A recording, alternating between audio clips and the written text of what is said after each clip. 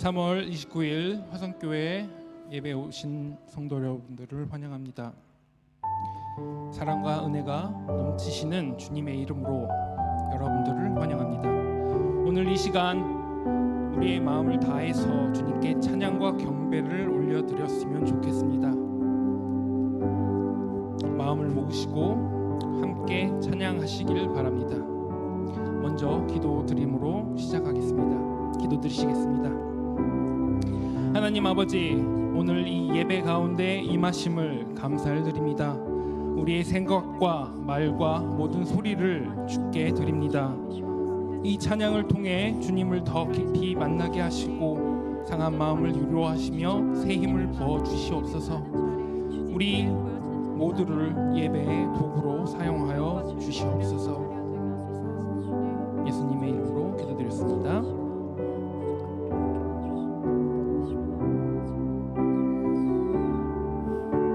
내가 주인 삼은 모든 것 내려놓고, 내가 주인 삼은 모든 것 내려놓고 내 주 앞에 나가 내 주 되신 주 앞에 나가 내가 사랑했던 모든 것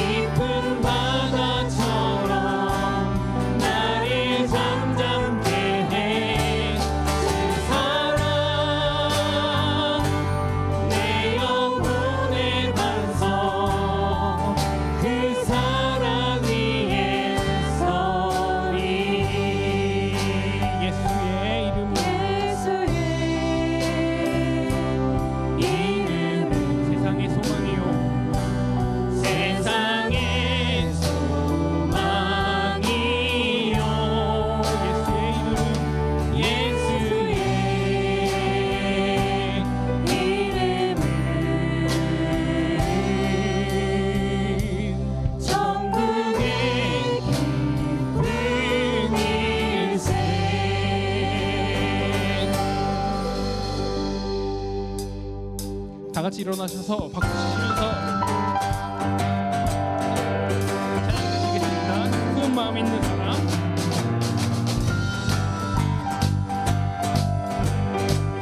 온전히 주님 앞에 나아가는 시간이 되기를 원합니다.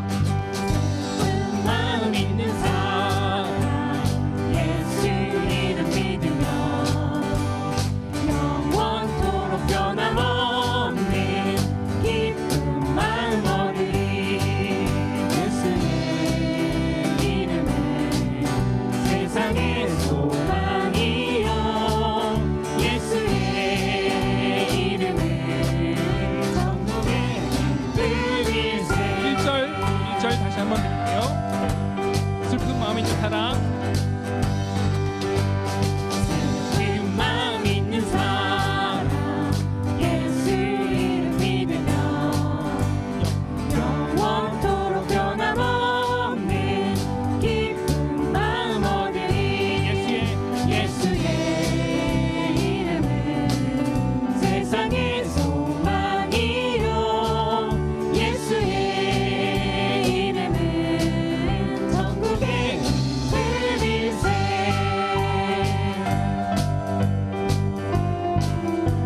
거룩하신 주의 이름. 거룩하신 주의 이름 너의 방패 삼아라. 환난 시험 당할 때에 주께 기도드려라.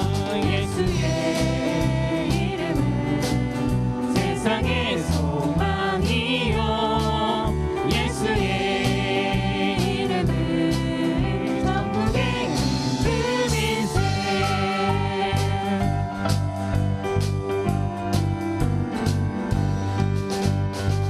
존귀하신 주의 이름 우리 기쁜 되도다. 주의 품에 안길 때에 기뻐 찬송 부르리. 예수의 이름은 예수의 이름은 세상의 소망이요 예수의 이름은 천국의 기쁨이세.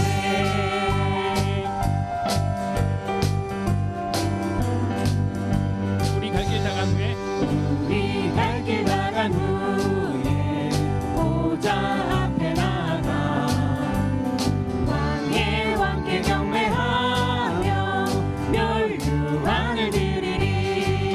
예수의 이름은 세상의 소망이요 예수의 이름은 천국의 기쁨일세. 예수의 이름은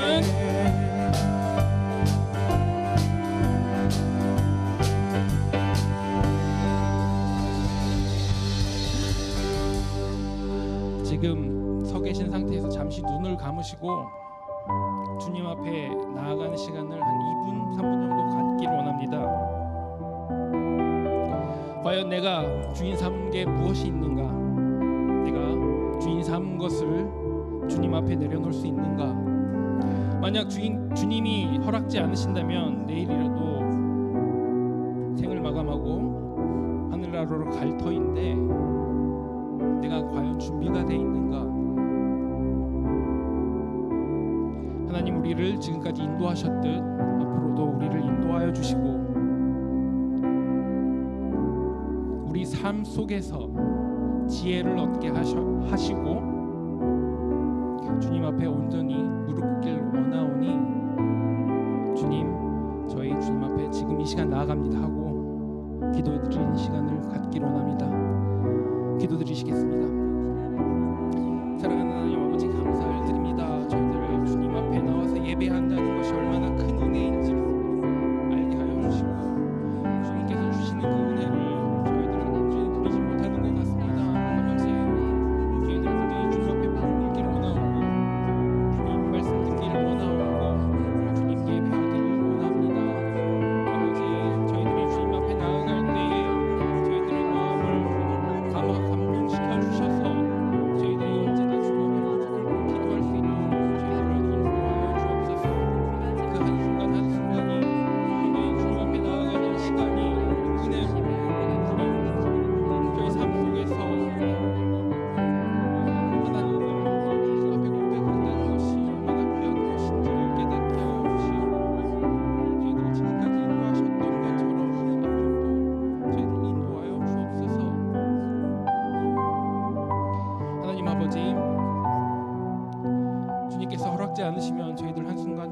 없음을 고백합니다.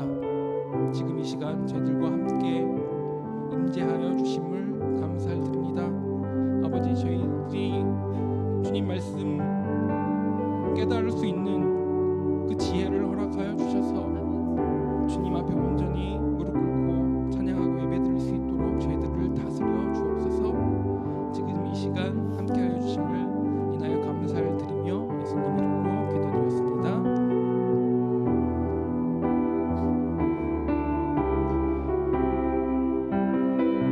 주의 전능하신 우리 하나님, 전능하신 우리 하나님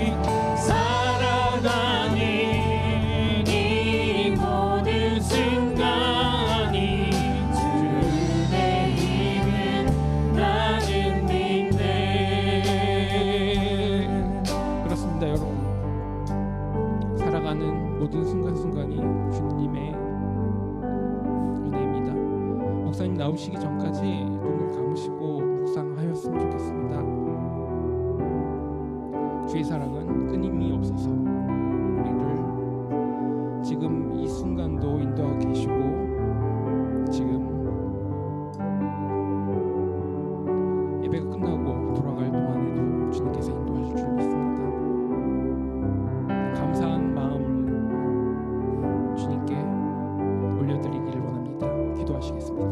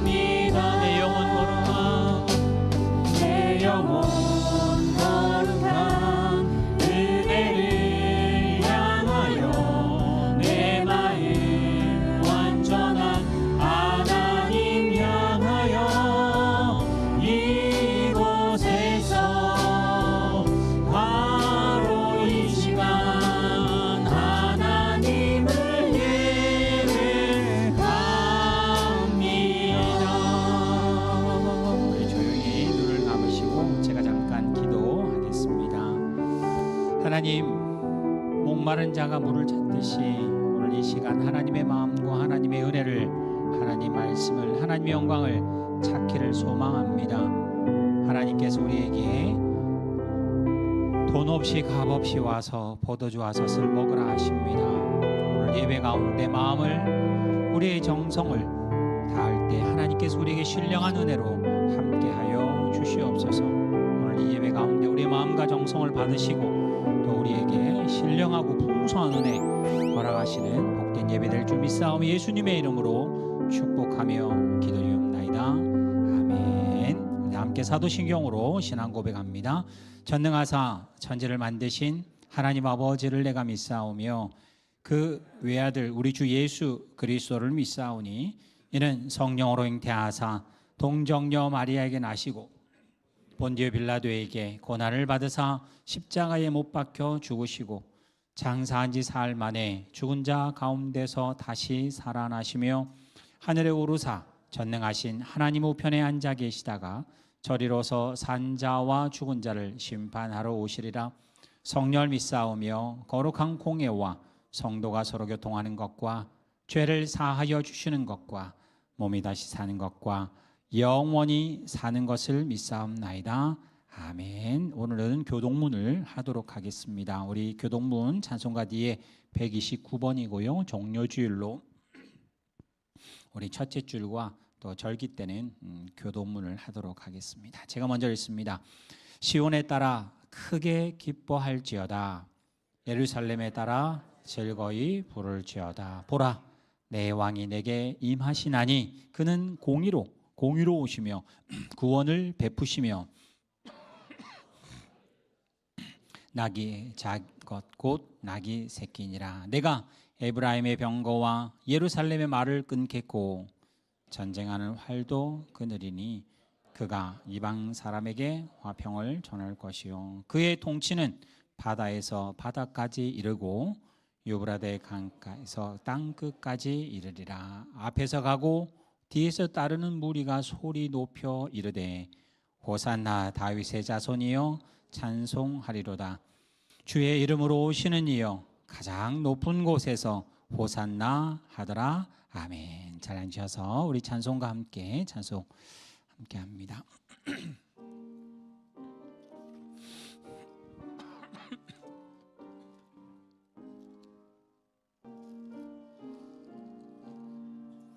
네, 주님. 내 주님 입으신 그 옷은 참 아름다워라. 그 향기 내 맘에 사무쳐 내 기쁨 되도다. 시온 성보다 더 찬란한 저 천성 떠나서 이 세상 오신 예수님 참 내 구세주. 내 주는 쓰라린 고통을 다 견디셨도다. 주 지신 십자가 대할 때 난 눈물 흘리네. 시온 성보다 더 찬란한 저 천성 떠나서 이 세상 오신 예수님 참 내 구세주. 내 주님 입으신 귀한 옷 나 만져보았네. 내 발이 죄악에 빠질 때 주 나를 붙드네.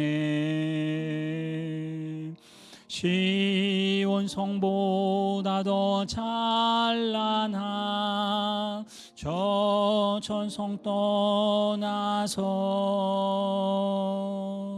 이 세상 오신 예수님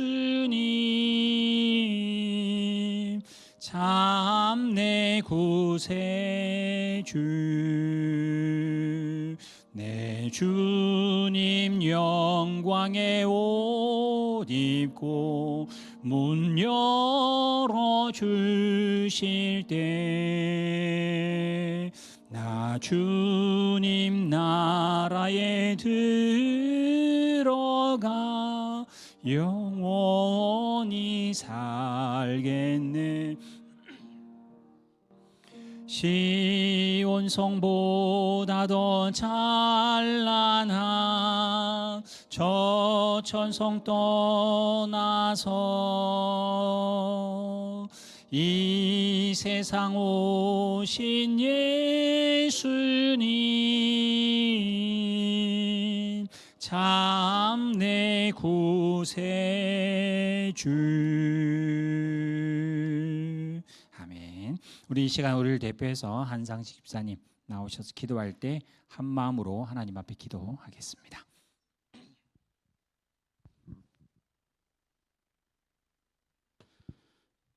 기도하시겠습니다. 사랑과 은혜가 풍성하신 하나님 아버지, 거룩한 주일 아침 우리를 주님 전으로 불러주시고 한 마음과 한 뜻으로 예배드리게 하심에 감사드립니다. 지난 한 주간도 주님의 보호하심과 인도하심 가운데 살게 하시고 부족한 우리를 붙드시며 여기까지 인도해 주신 은혜를 기억하며 감사와 찬양을 올려드립니다. 다가오는 부활절을 바라보며 예수 그리스도의 십자가의 고난과 희생을 더욱 깊이 묵상하게 하옵소서. 우리 죄를 대신하여 흘리신 보혈의 은혜를 잊지 않게 하시고 사망 권세를 깨뜨리시고 부활하신 주님의 능력이 오늘을 살아가는 우리의 참된 소망과 능력이 되게 하옵소서. 그 크신 사랑 앞에 우리 자신을 겸손히 내려놓고 날마다 주님을 닮아가는 삶을 살아가게 하여 주옵소서. 주님, 특별히 육신의 질병과 마음의 상처로 고통받는 성도들을 기억하여 주시옵소서. 예수님께서 이 땅에서 병든 자를 고치시고 상한 자를 회복시키셨던 것처럼 오늘도 우리에게 동일한 은혜로 찾아와 주옵소서. 주님의 따뜻한 손으로 어루만져 주시고 아픈 부위를 만져 주셔서 온전한 치유와 회복이 일어나게 하옵소서. 병상에 있는 이들에게는 위로를 더하시고 치료의 과정 가운데 있는 이들에게는 인내와 소망을 허락하여 주옵소서. 두려움과 낙심 가운데 있는 자들에게는 하늘의 평안을 주시고 다시 일어설 수 있는 새 힘을 더하여 주옵소서. 사랑하는 브리즈원 화성교회를 통하여 하나님의 나라가 확장되게 하시고 지역 사회와 열방을 섬기는 귀한 통로가 되게 하옵소서. 말씀을 전하시는 김영 목사님께 성령의 충만함과 지혜를 더하여 주셔서 선포되는 말씀이 살아 역사하게 하시고 듣는 모든 성도들의 심령 가운데 깊이 새겨지게 하옵소서. 말씀을 통해 각자의 삶이 변화되고 믿음이 더욱 견고해지는 은혜를 허락하여 주옵소서. 또한 주일마다 보이지 않는 곳에서 충성되게 섬기는 모든 봉사자들을 기억하여 주옵소서. 안내와 찬양, 미디어와 여러 섬김의 자리마다 기쁨과 감사가 넘치게 하시고 섬김 속에서 오히려 더 큰 은혜를 누리게 하옵소서. 특별히 다음 세대를 위해 헌신하는 교사들에게 사랑과 인내 그리고 하늘의 지혜를 더하여 주셔서 맡겨진 영혼들을 잘 양육하며 믿음의 뿌리를 깊이 내리게 하는 귀한 사명을 감당하게 하옵소서. 주님, 전쟁과 갈등으로 신음하는 이 세상을 긍휼히 여겨 주옵소서. 직접적인 전쟁의 피해로 고통받는 이들을 위로하시고 삶의 터전을 잃고 방황하는 이들에게 피난처가 되어 주옵소서.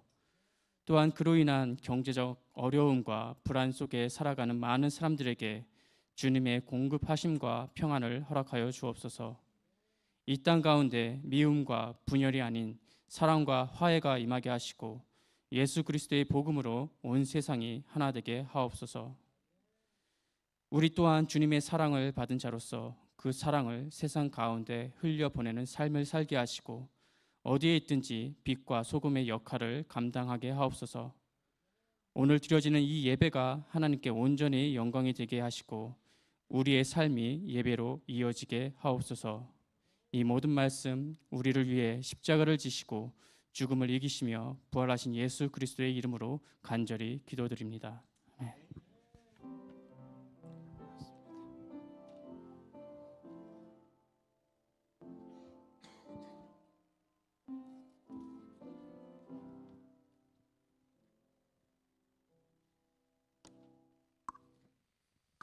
예, 고맙습니다. 우리 주보 안쪽을 펼치셔서 하이델베르그 교리문답 제13주일째 본문 함께 보시겠습니다. 혹 주보에 약하게 잉크가 아마 뒤에 나오는 분들은 좀 흐리게 있을 겁니다. 다음에 또 톤을 바꿔서 좀 진하게 해야 될 것 같아요.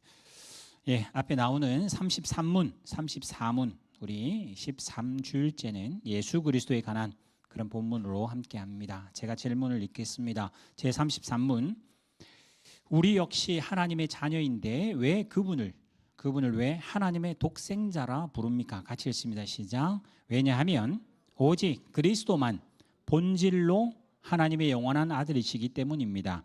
우리는 그리스도로 말미암아 은혜로 입양된 하나님의 자녀입니다. 동일한 자녀입니다. 동일합니다. 그러나 본질상 예수님은 하나님이시고 또 아버지를 농부고 포도나무인 것처럼 머리 되시고 우리는 그 뒤에 죄 가운데 있다가 구원해서 홍해를 건너 하나님의 땅으로 죄 가운데 있다가 하나님 백성으로 입양된 자기 때문에 예수는 독생자라 하고요. 결국은 결론적으로 우리도 예수 그리스도의 장성한 분량까지 자라갈 겁니다. 34문 당신은 왜 그분을 우리 주라 부릅니까? 같이 읽습니다. 시작. 왜냐하면 그분이 금이나 은이 아니라 그의 보혈로서 우리의 몸과 영혼을 우리의 모든 죄로부터 구속하셨고 우리를 마귀의 모든 권세에서 해방하여 주의 것으로 삼으셨기 때문입니다. 주라 할 때 주인이라는 말이죠. 우리의 주인이시다. 목숨의 주인이고 우리의 영원한 생명의 주인이신데 그 값을 금이나 은이나 돈이 아니라 예수님의 보혈로 우리의 몸만이 아니라 영혼도 함께 사셨습니다. 이 구속이라는 말이 대속이라는 말이 그런 말이죠. 그래서 우리는 이제 아직은 땅에 있어서 죄의 권세 아래 있는 것처럼 보이지만은 소속은 하나님의 자녀입니다. 그래서 여기 나온 것처럼 우리를 모든 사탄의 권세에서 해방하셔서 주님의 것으로 삼았기 때문에 주님의 자녀답게 살아내셔야 하는 책임이 우리에게 주어집니다. 예, 오늘 하나님이 우리에게 주시는 말씀은 마태복음 20장 17절부터 19절 말씀 저와 함께 본문을 같이 보겠습니다. 본문이 길지 않기 때문에 같이 한 목소리로 천천히 이 본문을 같이 읽겠습니다. 마태복음 20장 17절부터 19절입니다. 같이 읽습니다. 시작.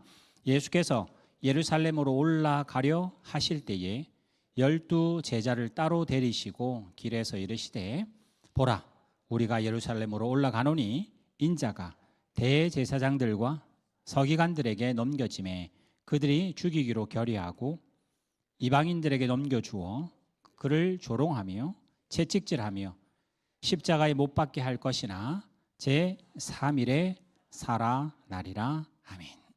오늘 이 본문 말씀으로 환호 속에 숨겨진 십자가라는 제목으로 함께 나누려고 합니다. 사실 우리 신명기 또 레위기에 가면 특별히 레위기에 가면 레위기 전체는 참 읽기 어려운 책이죠. 그러나 여러분 머릿속에 각 66권의 책들마다 제목이 있는 것처럼 여러분도 그 각 책마다 중요한 단어를 연결시키면 좋을 것 같은데 특별히 레위기는 제사가 5개 그래서 5제사 그리고 7개의 절기가 있습니다. 그게 레위기 전체의 뼈대입니다. 그래서 제사는 번제, 화제, 속제제, 속건제, 또 화목제 뭐 이렇게 하는 그 제사는 하나님께 나아갈 때 죄가 있기 때문에 갈 수 없을 그때 수시로 하나님 앞에 짐승의 피를 또 아니면 화목제 같은 경우는 소제 같은 경우는 곡식으로 그렇게 식물로 드리는 나머지는 다 짐승으로 피로 드리는 그런 제사는 하나님께 나아가는 방법을 이야기하는 키워드고요. 절기는 돌아옵니다. 해마다 돌아옵니다. 우리도 뭐 까치까치 설날은 뭐 어저께고 또 8월 그 정월 대보름이 그렇고 8월 한가위가 그렇고 이렇게 절기는 하나님과 동행하는 맥락을 이야기합니다. 한 번 동행한 거 끝난 게 아니라 10살 때 설날이 20살의 설날이 50세의 설날이 항상 설날이 올 때마다 무슨 마음을 먹냐 올해는 새로운 마음. 그래서 늘 작심삼일로 끝나긴 합니다만은 어쨌든 새해 이르면 절기라고 하는 이 맥락이 있는 것처럼 우리에게도 예배는 늘 하나님 앞에 제사하는 마음으로 새롭게 늘 나오죠. 그러나 또 우리에게는 특별히 부활절이나 우리 개신교는 부활절과 성탄절이 가장 큰 핵심이긴 합니다. 근데 성경에서 말할 때는 부활절을 지켜라 성탄절 이런 건 없습니다. 예수님이 우리에게 부탁한 것은 사실은 세례죠. 성찬은 부탁하셨는데 그 나머지 절기들은 사실은 종교 역사에 나타납니다. 교회사에. 그래서 오늘 저는 우리 개신교 특별히 우리 교단 같은 경우는 종료주일입니다. 고난주간입니다. 이렇게 지키는 것은 아닙니다. 아닌데 그래도 개신교의 모든 또 여러분이 방송이나 아니면 또 이런 매체를 보면 항상 종료주일이라든지 사순절이라든지 이런 말이 늘 나오기 때문에 여러분이 그 말을 마음속으로 잘 이해하셨으면 좋겠다 싶어서 오늘 이 설교하고요. 또 종료주일, 앞으로 고난주간 내년에도 올 거 아니에요. 우리 살아있는 동안에 계속 올 겁니다. 그러면 아까 말한 것처럼 내용은 다르지 않을 겁니다. 그러나 그 내용을 다시 한 번 더 원점으로 되돌리는 것은 꼭 해야만 합니다. 새해가 되면 특별히 달라지냐? 그렇지 않죠. 12월 31일이나 1월 1일은 전혀 다르지 않은 그 다음 날일 뿐인데도 불구하고 마음을 새롭게 하는 것처럼 우리에게 종료주일이 오면, 고난주간이 오면, 부활주일이 오면 어떤 마음으로 새롭게 가야 되는가? 그 마음을 놓지 않고 해가 갈수록 더 하나님이 원하는 맥락으로 가야만 하기 때문에 제가 이 설교를 아마 작년에 했던 건 조금 맥락이 다르긴 합니다만 똑같은 맥락으로 계속 하게 될 겁니다. 본문 다시 한번 보세요. 예수님의 이 본문은 예루살렘 올라갈 때 아직까지 예수님이 잡히지도 않고 또 호산나 하기 전이기 때문에 한 일주일 여간의 시간이 있습니다. 그래서 이번 주간에 제가 문서는 제가 뭐 작년에 나눠드렸는데 올해는 아니고 아침 묵상할 때 화요일부터 토요일까지 가면 마지막 예수님의 월요일, 화요일, 수요일, 목요일 뭐 했는지 본문으로 아침 묵상에 우리 주보에 나오는 것처럼 줌으로 영상으로 제가 할 텐데요. 이건 맨 앞입니다. 아직까지 예루살렘 입성도 안 했습니다. 근데 예수님께서 갈릴리 계시다가 예루살렘을 올라가려고 하실 때 제자들을 따로 불렀습니다. 그리고 넘겨주세요. 그러면서 뭐라고 그러냐? 봐라 얘들아. 뭐 얘들아 했는지 뭐 모르겠습니다만은 예수님이 이제 스승이시니까 아주 중요한 말을 합니다. 인자가 아주 구체적이죠. 누구에게 잡힐 거다. 아직까지 일주일 상간의 시간이 훨씬 더 있는데도 불구하고 대제사장은 사실은 그 해에 한 명인데 여기는 그 장인과 함께해서 대제사장들과 서기관들에 넘겨질 것이며 그들이 죽이기로 결정할 것이며 이방인들에게 넘겨줘서 그러니까 유대인들끼리 이렇게 하다가 자기들끼리 죽일 수는 없으니까 로마 사람에게 넘겨줘서 죽이기로 결정을 하고 형도 결정을 해서 십자가에 조롱하고 채찍질하고 십자가에 못 박을 거라고 미리 이야기합니다. 아니 미리 알았으면 피해야죠. 근데 예수님이 지금 피하려고 하는 마음이 아니라 어떻게 갈 거라는 걸 미리 제자들에게 이야기합니다. 누가복음에 가면 본문 그대로 있는데 뭐라고 한 절 더 붙였냐? 제자들은 이 말을 믿지 않았더라. 무슨 말인지 전혀 몰랐더라고 누가복음은 거기다가 추가를 시켜놓습니다. 그렇게 이야기하시고 죽을 거래요. 그러니까 베드로는 그러면 안 됩니다라고 아마 손들고 나왔고요. 마태복음 요 20장 20절로 가면 이 본문이 어떻게 이해됐는지 세베대 아들 야고보와 요한은 예수님 마지막 때가 됐으니까 이제는 저희 둘을 좌우편에 앉혀달라고 부탁하는 본문이 이 뒤에 붙어 나옵니다. 그러니 예수님이 지금 하는 말과 그 말을 따로 불러서 했는데도 그 제자들은 무슨 말인지 전혀 이해가 안 되는 그 말을 하면서 제일 끝자락에 그러나 3일 후에 부활할 거다. 그러니 이 본문 안에 예수님의 계획, 예수님의 하나님의 순종, 뜻의 순종, 구약이 말했던 그 본문 그대로 될 거를 미리 이야기할 뿐만 아니라 큰일 났다가 아니라 결국 부활할 거다. 이걸 언제 할까요? 나중에 오순절 지나서 그 이후에 예수님이 그때 그 말씀하셨구나. 그게 이 이야기구나를 제자들이 나중에 알게 됩니다. 오늘 저는 이 본문으로 예수님이 이제 죽으러 가시는 그 기간이 우리는 고난주간이라고 이렇게 말을 해서 우리 종교 특별히 기독교의 종교적인 분위기를 이제 물씬 풍기는 사순절이라는 기념 또 종료주일이라고 하는 또 부활절 앞서 이 주간을 고난주간이라 그래서 나름대로 여러 가지 행사들을 실제로 하게 됩니다. 여러분 주보 보시면 제가 1번에 사순절과 종료주일이라고 제가 해놨습니다. 이 본문에 제가 요즘은 AI가 워낙 뭐 잘 나오니까 여러분이 사순절은 뭡니까? 사순절은 어떻게 시작됐나요? 종료주일은 뭐고 종료주일에 대해서 한번 물어보십시오. 그러면 아주 자세하게 잘 이야기합니다. 예수님이 사셨고 죽으셨어요. 부활하셨습니다. 사도 요한이 90세까지 거의 살다가 그러니까 AD 90년, 100년 그 언저리까지 살다가 요한계시록을 끝냅니다. 이제 그러면 이제 초대교회라고 불러주는 100년이 앞에 일자가 있는 그 2세기를 살아갑니다. 근데 그 2세기와 또 앞에 2가 붙어 있는 3세기 313년 그 콘스탄틴 대제가 기독교를 인정해 주기 전까지는 무조건 박해입니다. 그걸 예수 믿는다는 것이 그렇게 두드러지도 않았고 믿으면 혹시 죽을 수도 있는 일에 아주 어렵게 삽니다. 그러다가 공인을 하는 바람에 325년에 콘스탄틴이 여러분 지중해라는 바다 있죠. 그 말 잘 보면 지중해니까 땅 사이에 있는 바다예요. 그때 말하는 땅, 그러니까 그 바다를 둘러싸고 있는 그 바다는 다 로마 땅입니다. 그러니까 그냥 우리나라 중간에 있는 호수일 뿐이에요. 그러니까 그런 식으로 해서 그게 지중해가 돼요. 그게 그래서 로마가 그렇게 큰 나라를 다스리거든요. 그때 이제 콘스탄틴 대제가 각 도시마다 큰 도시마다 아주 주교 역할을 감당했던 암암리에 했던 사람들을 모읍니다. 몇백 명이 모입니다. 지금 가도 멀 텐데 그 니케아라고 하는 지금 터키의 한 작은 도시에 모읍니다. 모아서 325년에 니케아 신경, 우리 사도신경하고 비슷한 걸 말하면서 부활절을 제정을 해요. 부활절을 만들자.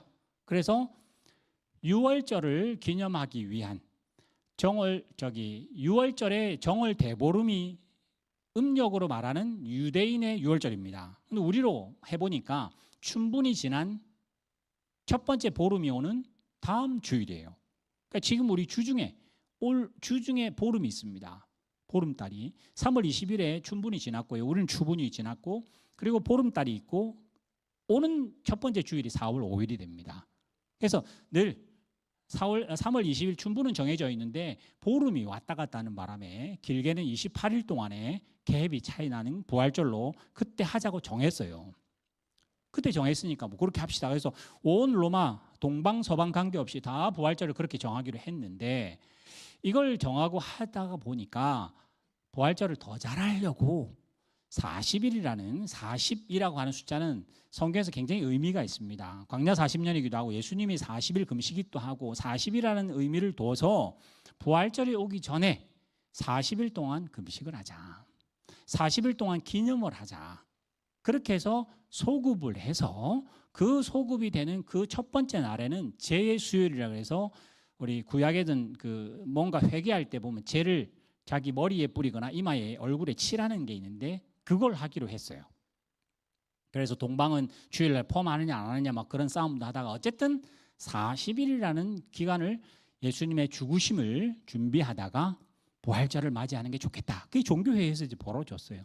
그래서 처음 시작할 때는 얼마나 마음이 좋습니까? 40일 동안 금식하고 40일 동안 그렇게 준비해서 부활절을 맞이하니까 예수님의 고난도 준비해야 되고 그 기념이 내 마음속에 와닿으니까 정말 시작할 때는 그랬는데 이게 1000년이 지나고 지금 우리에게까지 오면서는 그냥 이름만 남아요. 그림 한번 보이세요? 그림 보여주시면 이거는 1550 여기 지금 제가 주보에 썼죠. 1559년도에 그림이 그려졌어요. 1559년이면 언제냐면요. 루터가 1517년에 종교개혁을 합니다. 그러니까 한 40년 갭이 되니까 이 사람은 40년, 그러니까 종교개혁할 때 루터랑 같이 동시대를 살았던 사람이에요. 이 사람이 로마에 가서 여러 가지로 했는데 이게 너무 부패한 걸 알았습니다. 그래서 자기 고향 네덜란드의 어느 한 광장에 와서 저 그림을 그립니다. 여러분 저 그림은 여러분 뭐 자세히 뭐 보실 수 없게 지금 너무 작게 되어 있는데 이 제목이 제가 지금 주보에 써놓은 사육제와 사순절의 싸움이라는 이름으로 타이틀이 되어 있습니다. 그런데 그 사육제라고 하는 그 말이 나온 거 보면 그 글자 사순절 그 글자 있죠. PPT 한번 보여주세요. 그 밑에 그림은 조금 이따 설명할게요. 밑에 글자에 보면 사육제를 영어로 뭐라 하냐? 카니발이라고 합니다. 차 말고 축제, 카니발이라고 합니다. 그 카니발의 어원 자체가 고기와 잘 가랍니다. 이제부터 고기 못 먹는다. 언제? 40일 동안. 40일 동안 고기를 못 먹으니까 이제 저기 나온 대로 이제 뜨거운 고기, 뜨겁다는 것 때문에 고기를 못 먹고요. 그러면 찬 음식으로 물고기는 먹습니다. 그래서 40일 동안 육식은 못하게 하고 주로 네덜란드니까 네덜란드 이러면 물고기 떠오르는 게 청어나 이런 것들이 유명한 그 일이 벌어집니다. 그래서 이제 그때는 다 로만 카톨릭이니까 부활절 전 40일 동안 그 고기를 못 먹기 때문에 그러면 지금 실컷 먹자. 우리 그 라마단이라는 우리 뭐 이슬람 사람 주변에 많으니까 그지. 라마단은 해 뜨면 밥 안 먹고 금식하고 해가 지면 먹기 때문에 해 뜨기 전 일찍 일어나서 많이 먹는답니다. 해 떨어지면 또 모여서 많이 먹는답니다. 해에 있을 때는 안 먹자 했으니까 뭐 어긴 건 아니니까 저렇게 고기를 치워버리는, 그래서 고기를 못 먹기 직전에 아주 풍성히 먹자라고 하는 것으로 카니발 페스티벌이 처음 만들어집니다. 그걸 이제 한국말로는 사육이라고 해서 고기 안녕이라는 말로 그렇게 사육제라고 썼고, 사순절은 40일, 하순, 초순, 중순 할 때 순이 10일이니까 40일이라고 그렇게 했습니다. 아까 그림 다시 보여주세요. 저 그림에 보면 저 그림은 반으로 중간을 반을 뚝 잘라서 오른쪽은 교회가, 제가 여러분 보실 때 오른쪽은 교회 베이스가 있고요, 왼쪽은 주점입니다. 우리를 말하면 뭐 호텔 같은, 지금 뭐 펍 같은 이제 그런 그림으로 일단 뒷배경이 돼 있고요. 자, 왼쪽에는 진짜 페스티벌을 합니다. 사육제입니다. 오른쪽은 사순절을 합니다. 그림을 다 볼 수 없으니까 나중에 인터넷에 이걸 한번 찾아보세요. 그리고 이 베이스가 되는 게 쌍생의 그 사육제의 동물이라고 하는, 그것도 이때 부르려고 만들었던 그런 노래입니다. 제일 밑에 그걸 제가 크로즈업을 시켰어요. 밑에 그림 보시면 왼쪽에는 술통을 타고 있고 고기를 꽂아서 페스티벌을 주도하는, 지휘하는 것 같은 사람이 거기 앞에 있어서 사육제를 상징하는 거라면, 이쪽에 있는 사람은 아주 빼짝 마르고 저쪽은 다 빼짝 말라 있어요. 그리고 밥을 먹고 빵을 먹고 물고기 2마리 해가지고 앞에서 사순절을 리드하는, 그래서 이 두 그림을 이렇게 보여서 이 그림을 1559년이라 했으니까 아까 종교개혁 막 한참 아직 확장은 안 됐지만 하여튼 종교개혁을 하고 있을 그때 싸움이라고 이렇게 표현을 했었어요. 여기 나오는 이 사람이, 브리첼이라고 하는 이 사람이 왜 이 그림을 그렸을까? 사순절, 사육제, 예수님의 고난, 부활이라고 하는 것이 벌써 100년 이상, 1000년 이상 흘러오면서 퇴색이 된 걸 본 거예요. 말만 예수의 부활이고 고난이고 거기에 종료주일이고 동참하자고 했지, 막상은 먹고 마시고 못한다 그러면 여기 와서는 막 이렇게 슬프게 지내는 그거 말고는 의미는 하나도 없고 그냥 형식만 남아있는 거를 이렇게 고발하는 여러 작품 중에 하나입니다. 그래서 제가 오늘 여기 나온 것처럼 제목을 환호 속에 숨겨진 십자가라고 그랬잖아요. 환호가 뭘까요? 예수님이 입성하실 때 그 많은 사람들이 호산나 다윗의 자손이요 우리를 구원하실 분입니다 하고 막 난리를 하는 환호 가운데 예수님은 무슨 생각을 하고 그 길을 가셨을까? 사실은 죽으러 가는 길이니까. 그래서 제가 2번째 제목으로 동상이몽이라고 썼습니다. 같은 침대에 누워 있어도 다른 꿈을 꾸고 있는 것처럼 우리의 모든 신앙생활은 사실 이런 패턴이 많습니다. 하나님께서 우리에게 요구하는 거는요, 예수 그리스도, 아까 독생자인 예수 그리스도처럼 이제 우리도 예수님을 닮아가는 그 장성한 분량을 가자고 하나님이 우리를 끌어가실 때 고난을 길을 가기도 하고 사망의 음침한 길도 가고 누구는 형통하게 가기도 하고 누구는 남자로 가고 누구는 여자로 가고 여러 가지가 있고 누구는 100년 때 고난받고 살고 누구는 2000년 지금 2026년을 편안하게 살아가는 세상에 살기도 하고, 어쨌든 하나님의 목적은 예수 그리스도의 장성한 분량으로 너가 인생을 연습하고 훈련하고 살아내기를 원해서 우리에게 허락하시는 인생인데, 막상 우리는 우리에게 허락하는 모든 일들이 잘 돼야 돼요. 안 아파야 돼요. 고난 피하는 게 방법. 힘들면 싫은 거예요. 하나님도 내 인생의 계획에 흔들리면, 하나님이 내 스케줄에 안 맞게 하면 싫은 거죠. 그게 뭐 가족이든 뭐 누구든 내가 내 스스로도 사실은 싫어하는 일들이 내 컨트롤, 내 생각대로 안 되는 걸로 가면, 그럼 결국은 뭐냐? 하나님은 나라는 사람을 장성한 그 하나님의 아름다운 영광으로, 지난주에 말했던 점도 흠도 없는 거룩한 신부, 예수 그리스도의 신부로 만들고 싶은 게 하나님의 꿈인데, 우리는 신부고 자시고 필요 없어요. 여기서 잘 살아야 돼. 여기서 창피하지 말아야 돼요. 여기서 조금 하고 많은 걸 받고 싶어요. 여기서 남보다 지쳐지는 건 안 돼요. 일단은 이겨야 되니까 남들을 무시해서라든지 빼앗아서라도 내가 더 가지면 그때서 나눌 수 있고 하나님의 말씀도 뭐 의미가 있어지지. 내가 없는데 내가 안 되는데 무슨 의미 있느냐고 하는 하나님이 원하는 그 포인트하고 전혀 다른 포인트로 우리는 살아가서 동상이몽을 가지고 신앙생활합니다. 아까 말했던 그 종교개혁에는 부활절이 너무 중요하니까 부활절을 지키자고 정했고 그걸 더 잘 지키자고 만든 게 40일 또 그런 축제였는데 나중에는 먹고 안 먹고 어떻게 하면 그걸 안 어길까라고만 생각하다 보니 엉망진창이 되는 그 종교 행위가 벌어졌다는 거 아니에요. 사실 우리도 예수 그리스도의 아까 우리 교동문을 읽었던 것처럼 호산나 다윗의 자손이 여호왕 난리하는데 사실은요 그거는 하늘나라 천군 천사들이 할 일이고 그 이스라엘 백성들은 예수님을 보고 사실은 울었어야 되는 내 죄를 짊어지고 가는 어린 양이라고 사실은 고백해내 그런 건 전혀 안 보이니까 똑같은 예루살렘 입성을 하면서 예수님은 그 마음속에 고난과 힘듦을 짊어지고 물론 그걸 뭐 억울해 하시거나 뭐 그러지는 않으셨죠. 사랑하는 마음에 내가 죽어야 하는 것이 합당하고 하나님의 뜻에 합당하는 일이고 겟세마네 동산까지 참 힘든 길을 가긴 합니다만 어쨌든 순종으로 그 길을 갑니다. 근데 옆에 있는 그 환호하는 백성들은 전혀 온데간데 없습니다. 예수 그리스도 이제 그분이 오병이어도 하셨죠. 죽은 자도 살렸죠. 어떤 병도 고치지 못한 게 없죠. 나면서부터 소경된 자도 이거는 뭐 로마 황제도 못할 일인데 이분이 하시니까 이제 이분이 나가기만 하시면 이제는 세상이 바뀌었다. 완전 천지개벽이 되겠다. 이제 우리는 로마에서나 모든 면에서 해방되겠다는 꿈을 꾸고 호산나 종려 가지도 뿌리고 자기 옷도 깔아서 예수님 잘 가십시오.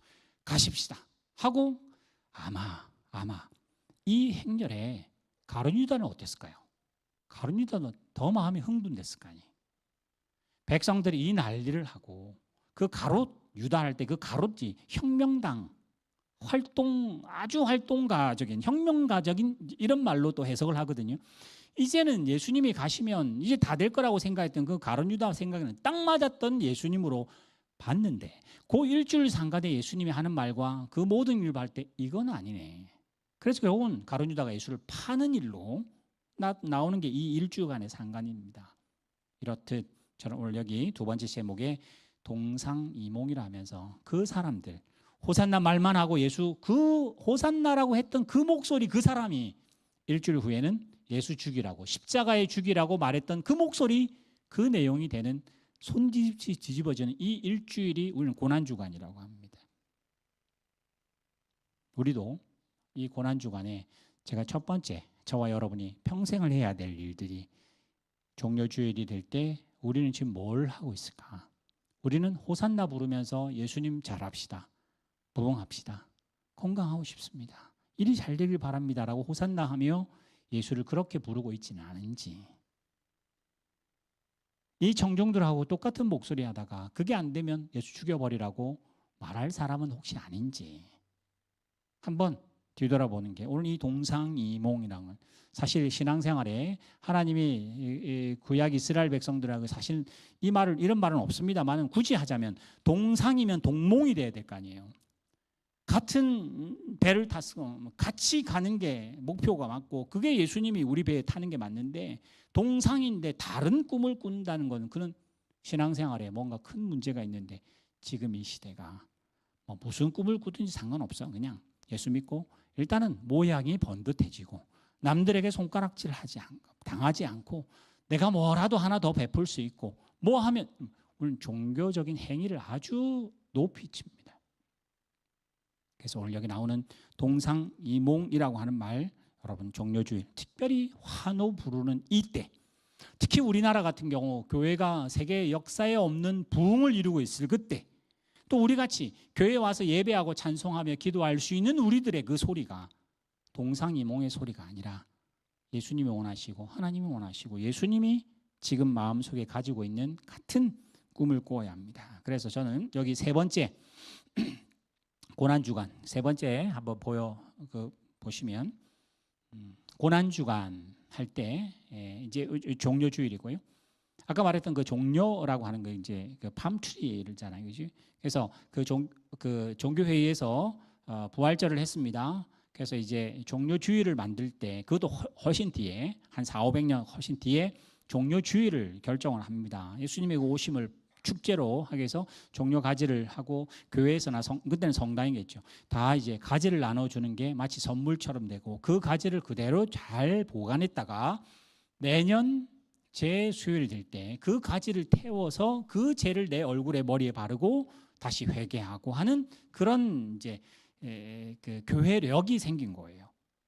그러면서 이게 500년, 1000년, 1500년까지 중세에 오고 지금 우리가 아는 루터 같은 경우나 특별히 칼빈 같은 경우는 사순절 이런 사육제 아예 금지하라고 종교개혁된 이야기합니다. 그 본래 모양이 전혀 다르게 가기 때문에 이제 그렇게 된 거예요. 자, 오늘 저는 아까 말씀드렸던 우리나라 지금 저도 한국에 여러분이 한국에 계셨을 때 본래 저희 아버지 할아버지 세대 고난주간 이러면 대체적으로 금식들 많이 하십니다. 아니면 고난주간 이러면 새벽 예배를 특별히 해서 다 모여서 그날 아침마다 예수님이 하신 걸음들을 따라가고 또 그렇게 기념하는 뭐 40일을 금식하기는 힘드니까 그 한 주간은 금식하려고 애를 쓰는 일들 그게 틀린 건 아니라고 생각을 합니다. 그리고 또 지금 우리가 사는 호주 같은 경우는 부활절이 아니라 방학이 돼버리고 부활절이 휴가가 되는 일들로 앞뒤가 다 쉬는 날이 되니까 지금도 뭐 한국에 많이들 가시고 아이들 때문에 또 한국을 다음 주에도 많이 가시는 것처럼 분위기는 많이 이제 바뀌어 있습니다. 그래도 우리 마음속에 항상 고난주간에 놀지 말아야 되는데 라는 양심의 가책도 좀 생기고 고난주간에 내가 특별한 어려움은 내가 못해도 보통 하던 재미들은 없애버리는 게 내 마음에 조금 더 편한다는 생각이 듭니다. 그건 종교심이 그런 것 같아요. 근데 여러분은 고난을 그렇게 생각하면요 전혀 의미는 달라집니다. 고난주간에 금식하기로 결정했다 합시다. 그럼 금식 안 하는 사람은 어떻게 되나요? 금식한 사람이 금식 안 하는 사람을 그러면 뭐 야당까지는 안 하겠습니다. 다르다고 생각하면 그건 틀린 겁니다. 금식할 의미가 없어집니다. 여러분 고난주간이라 할 때 이 고난을 아까 동상이몽이라는 것처럼 하나님과 우리는 고난이라는 생각을 전혀 고난이라는 단어를 다르게 생각을 해요. 우리는 고난 이르면 피해야 되고 고난 이르면 하나님이 넘겨주셔야 되고 가지 말아야 하고 그건 있을 필요가 없을 그런 실패라고 생각하는데 하나님은 다르게 생각하십니다. 보여주세요. 고난은 실패가 아니라 고난은 넘겨주세요. 하나님이 우리를 설득시키는 겁니다. 딴 생각하고 있는 우리한테 고난이라는 걸 통해서 네 생각은 틀렸다. 그 길은 아니다. 그 길 가서 시큰 고생하고 고난받고 그때 어떻게 하냐? 두 손 들고 제 생각 내려놓고 하나님의 생각이 맞습니다. 하나님의 일하심이 맞습니다. 하나님의 계획이 맞다는 거를 뭘로 아느냐? 똑똑해서 아는 것도 아니고요.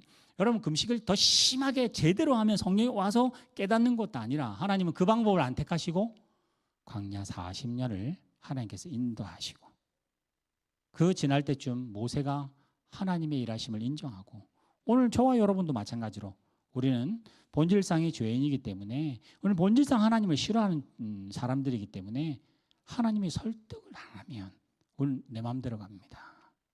그래서 여러분들 이 고난주간은 내가 금식을 해서 배고픈 거를 고난받았다라고 착각하지 마시고 내가 뭔가를 좀 더 참았다 하고 싶은 거 할 수 있는데 안 한 걸 고난으로 때우지 마시고 하나님이 뭐 하셨는지를 설득당하시고 하나님 마음이 예수님으로 가게 하신 마음이 뭔지를 여러분들이 찾아내셔야 됩니다.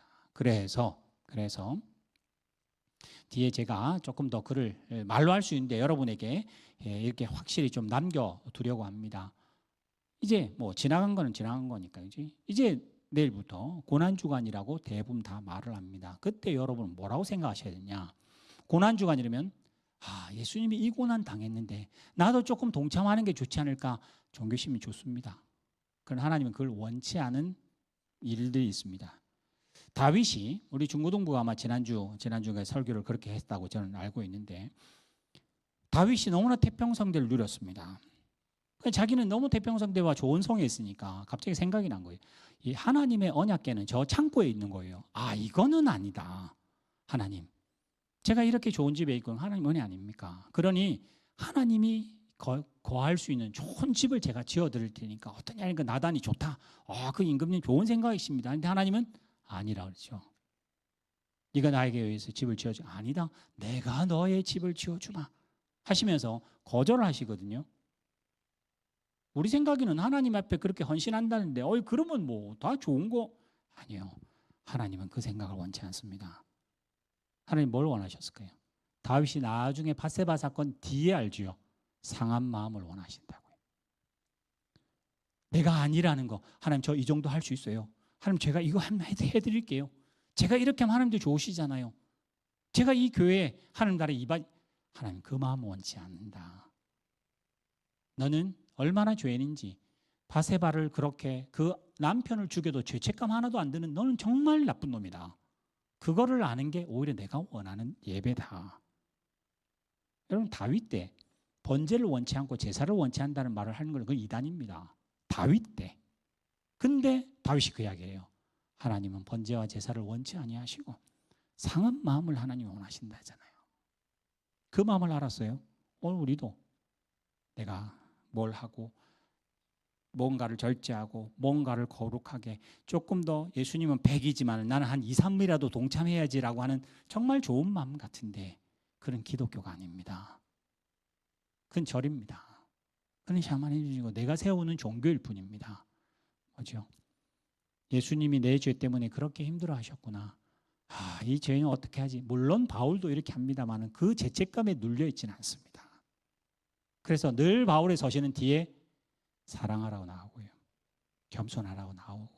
어떻게? 그러니까 죄책감에 묶여서 아무것도 이것도 못한다는 핑계를 대는 게 아니라 나를 예수님의 부활과 존귀함에 동참시켜서 하나님의 섭리와 인도하심에 하나님의 그 사랑에 어떻게 해요? 항복하라고. 내 생각을 내려놓고 내 성격을 내려놓고 내 정의심과 내 종교심 내려놓고 우리는 상한 심령으로 하나님의 은혜밖에는 없어서 그렇게 나가서 하나님께 항복해야 나도 100% 은혜 받았으니 너도 100% 은혜 받을 수 있는데 내가 요만큼 했으니까 너는 요만큼 하라고 지적하면 그건 율법주의에 빠지는 겁니다. 하나님 이만큼 했지만 나도 이만큼 했어요 라고 말하면 그러면 은혜가 은혜되지 않습니다. 우리의 오늘 고난주간이라고 하는 이 기간 동안에 예수가 100% 내 죄 때문에 고난받은 거 정말 감사하죠. 그러니 나도 그래야 되겠다는 그 생각보다 먼저 예수님이 나를 새 생명 주시고 눈뜨게 하시고 하나님의 자녀되게 하나님의 열심으로 나를 설득시켰다면 그러면 하나님이 우리에게 뭘 요구할까? 서로 사랑하랍니다. 우리 고난이 뭐죠? 내 자존심 죽이랍니다. 오히려 내 고난은 뭐냐? 자존심으로 아니면 내가 내 성질을 죽이는 거예요. 내 생각은 이렇게 말하고 나는 했기 때문에 말하고 싶은데 안 하려고 참고 틀린 사람이 하는 말에 귀를 기울여줄 이건 틀렸어 그냥 이렇게 하지 말고 바울이 말했던 그 많은 서신서의 결말에 나온 것처럼 남을 낮게 여기고 오히려 아는 자가 먼저 기다려주고 아는 자가 먼저 배려해주고 조금 더 믿음이 있다고 생각하는 내가 조금 더 믿음이 없는 그 자를 더 죽게 세워주고 왜? 내가 은혜 받아 이 자리에 왔으니 너는 나보다 더 잘 될 사람이니까 지금은 그렇지 않아 보여도 하나님은 너를 나보다 더 사랑한다라고 그를 격려하는 일이 우리는 고난입니다. 오늘 뭘 해도 자랑하고 싶어요. 뭘 해도 떳떳하고 싶어 합니다. 하나님 앞에도 떳떳하고 싶어 하고 예수님의 고난 앞에도 우리는 십자가 앞에도 떳떳하고 싶은 나도 뭔가 이바지했다는 마음에 늘 우리의 종교심을 억누르지를 못합니다. 그때 자기 십자가를 지고 하나님께 항복하는 게 우리로는 진짜 고난입니다.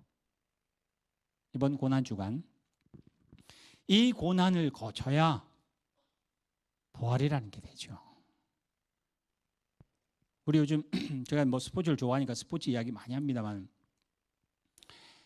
국가대표가 되면요 훈련을 안 하도 될 만큼 잘하는 사람이거든요. 국가대표가 되는 순간 죽어라고 고생합니다. 왜요? 훈련을 해야 되기 때문에 그래요. 아까 그 본문 다시 보여주세요. 성도가 되는 순간 고난이 없어지면 가짜입니다. 성도가 되는 순간 여러분 마음속에 갈등이 생깁니다. 성도가 더 온전한 성도로 자라나는데 여러분 용광로 같은 게 들어갈 것 같은 갈등이 여러분 마음에 있습니다. 결국은 고난은 실패가 아니라 고난은 하나님이 쓰시는 기가 막힌 훈련의 도구입니다. 성경에 나오는 모든 인물이 요셉이 요셉 되게 하는 일들은 여러분이 잘 아시는 대로 고난입니다. 다윗이 진짜 다윗 되는 것은 골리앗을 이기고 물리쳐서 뭐 찬양을 기가 막히게 잘해서가 아니라 다윗은 다윗 되게 하는 게 그 시편 51편에 나오는 것처럼 자기는 출생부터 죄인인 걸 알고 끝도 없는 나락에 자기를 내려가 보는 그 고난이 자기를 자기 되게 합니다.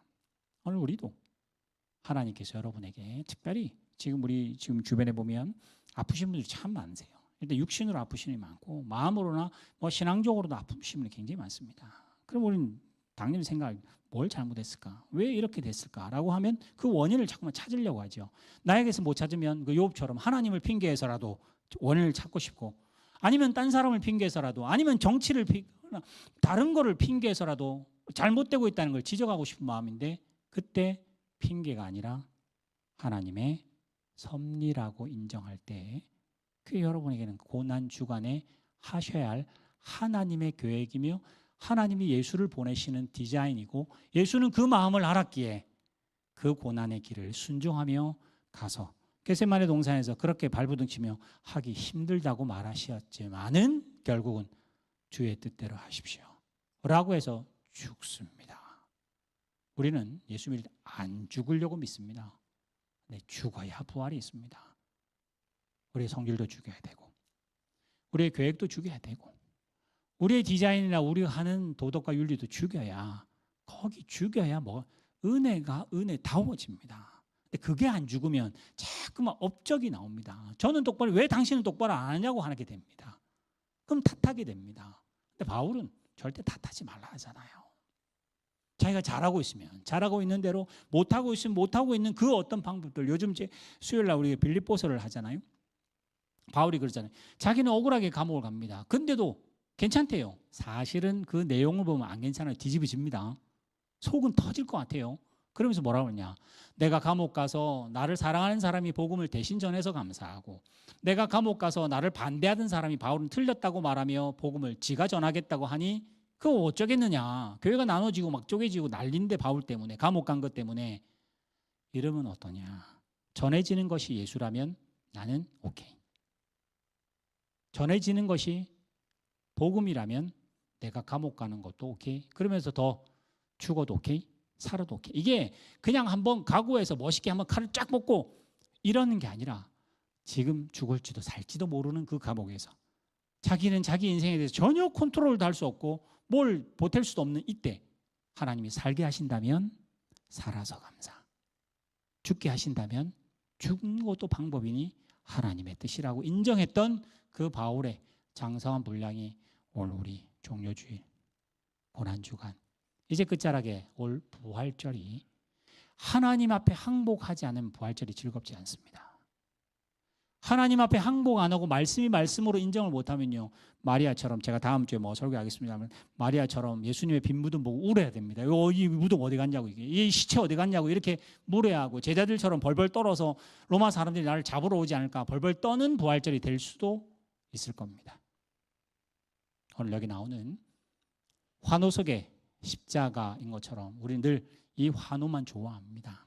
또 이렇게 되고 싶어 하고요. 아까 말씀드린 것처럼 절기는 매해 오는데, 아까 325년에 니케아 거기서 부활절이라고 정하고 더 잘 지키자고 사실은 정했는데, 나중에는 엉망진창으로 그냥 이름만 남아있고 형식만 남고, 저런 일들이 역사에 벌어져서 하나님의 또 쓰시는 사람을 통해서 제자리를 돌아오는 것처럼, 지금 우리도 우리 보고 종교개혁 하라고 누군가가 말할 수 있겠다. 우리가 늘 종료주일이나 고난주간 생각하면서 내가 이번 고난주간을 뭐 하고 고난을 받을까 궁리하는 게 아니라 하나님이 나를 이렇게 인도하시는구나.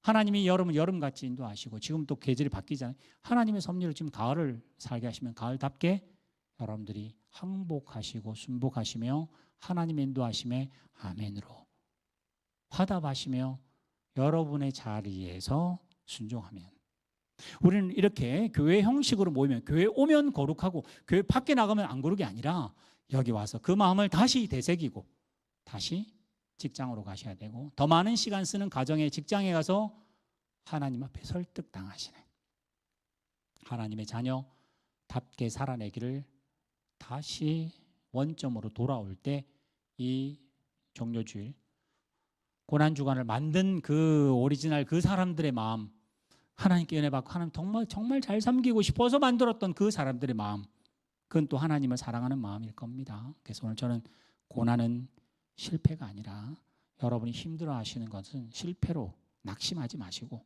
오늘 예수님도 그러잖아요. 내가 조금 있으면 잡혀간다, 내가 매 맞는다, 채찍질 당한다, 죽을 거다가 실망하라고 하는 말이 아니라 끝에 뭐라고 했죠? 살아날 거다. 희망의 메시지를 주는 거 아니에요. 우리도 마찬가지로 고난 중에 아프세요, 힘드세요, 그렇게 하세요, 우세요, 이게 아니라 예수의 그 마음, 하나님의 같은 마음, 동상동몽 가지셔서 여러분의 평일, 이 평일 살아내셔서 이 고난주간은 여러분들이 생각했던 어떤 고난주간보다 하나님 마음에 합한 고난주간 되시기를 주님의 이름 축원합니다. 기도하겠습니다. 살아계신 하나님 아버지, 오늘 예수님의 이 말씀 앞에 제자들의 반응과 호산나 찬양하며 그 군중들의 반응을 저희들도 좋아합니다. 또 그렇게 되기를 원하고, 예수님은 고난 받을 필요도 없습니다. 예수님은 하나님이신데 모든 일이 잘 될 거니 제가 도와드리고 제가 그 길을 가겠습니다 했는데 예수님은 죽어버리십니다. 다 도망갑니다. 또 실제로 어쩔 수 없이 죽은 것이 아니라 그 제자들이, 그 군중들이 죽이라고 합니다. 오늘 이 종료주일과 고난주간과 이 부활절의 이 즈음에 하나님이 우리에게 주셨던, 또 하나님이 예수를 통해서 성경을 통해서 오늘 우리에게 믿음을 허락하셔서 이 자리에 예배하는 저희들에게 환호 속에 있지만은 그러나 그 안에 진정한 하나님의 뜻이 있고 하나님의 사랑, 십자가가 있고 그 십자가 뒤에는 꼭 죽음 이후 부활이 있는 그 은혜가 우리 모든 성도들 마음에 충만케 하시고, 우리가 퇴색된 종교주일, 우리가 퇴색된 고난주간, 아무 의미 없는 부활절을 할 때 우리 자녀들에게는 더 엉망이 되는 절기가 되지 않도록 우리 부모들이 먼저 하나님의 마음과 동일한 고난주간, 하나님 마음과 동일한, 예수 마음과 동일한 나귀를 탄 예수의 그 심정, 죽음 이후에 부활하신 예수님의 그 영광을 우리 부모 세대들이 온전히 가져서 우리 화성교회 이 자리 머리 숙인, 또 영상으로 예배드리는 모든 성도들이 원점으로 다시 돌아오는 하나님이 기뻐하시는 저희를 되게 하여 주실 줄 믿사오며 이 모든 말씀 예수님의 이름으로 축복하며 기도하옵나이다. 아멘. 우리 찬송가 149장 찬송